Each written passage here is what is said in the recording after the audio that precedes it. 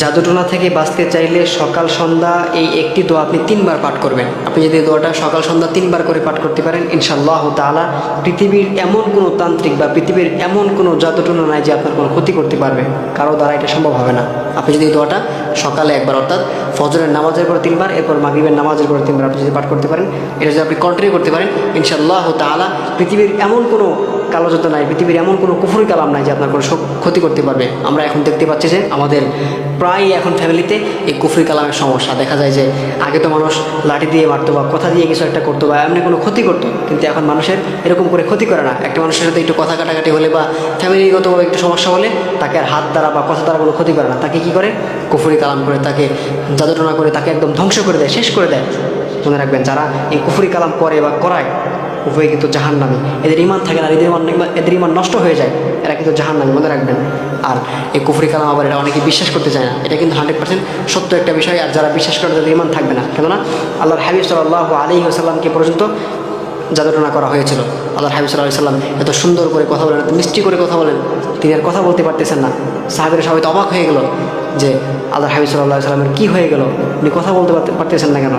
তখন আল্লাহ তাআলা ফেরেশতাদের মাধ্যমে আল্লাহর হাবিব সাল্লাল্লাহু আলাইহি ওয়াসাল্লামকে জানিয়ে দিলেন যে আপনাকে এক ইহুদি মহিলা আপনার চুল মোবারক নিয়ে 11টা গিট্টু দিয়ে আপনাকে কুফরি কালাম করেছে, আপনাকে জাদুটনা করেছে। তখন আল্লাহ তাআলা সূরা ফালাক, সূরা নাস নাজিল করলেন।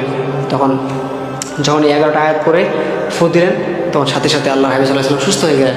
সুতরাং প্রিয় ভাইয়েরা আমার, কুফরি কালাম বলতে কিছু একটা আছে, জাদুটনা বলতে কিছু একটা আছে, এটা আপনাকে বিশ্বাস করতে হবে, না হয় আপনার ইমান থাকবে না।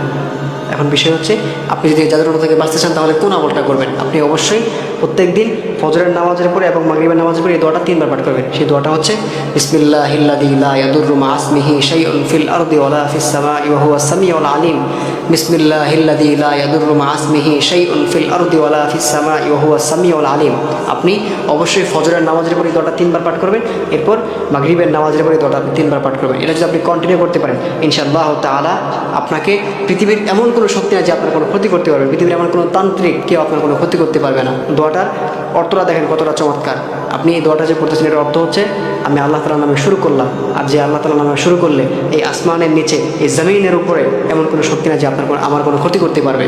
দোয়াটার অর্থ হচ্ছে এটা। এই জন্য আপনি যদি আল্লাহ তাআলার উপর পরিপূর্ণ বিশ্বাস রেখে আপনি যদি দোয়াটা পড়তে পারেন, আপনি ফজরের পরে 3 বার, মাগরিবের নামাজের পরে 3 বার, এরকম করে আপনি যদি এটা দৈনিক আমলটা করতে পারেন, ইনশাআল্লাহ তাআলা পৃথিবীর এমন কোনো কুফরি কালাম বা জাদুটনা আপনার কোনো ক্ষতি করতে পারবে না, এমন কোনো শক্তি নাই যে আপনার কোনো ক্ষতি করতে পারবে।